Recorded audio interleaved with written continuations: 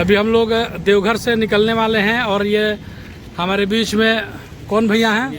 निहाल भैया हैं। निहाल जी के थ्रू हम लोग कार्यक्रम करने आए थे यहाँ पे। और ये देखिए हमारे बहुत ही त्रिमूर्ति इवेंट्स के मैनेजर हैं। क्या नाम है भैया का? भैया का नाम है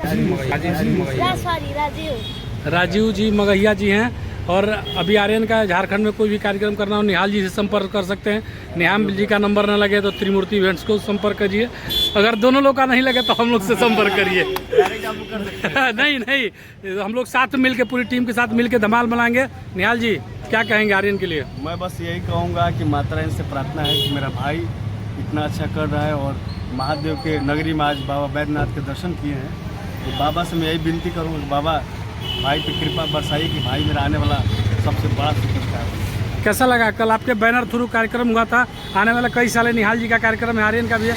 कैसा लगा आर्यन का कार्यक्रम? पहली बार आपके साथ मंच पे था। आर्यन जी का कार्यक्रम हमारे साथ पहली बार हमारे इवेंट में रहा और कार्यक्रम बहुत ही सुपर डुपर हिट रहा। इनका गायकी इतना अच्छा है, कुछ कह नहीं सकते हैं, कोई जवाब नहीं है।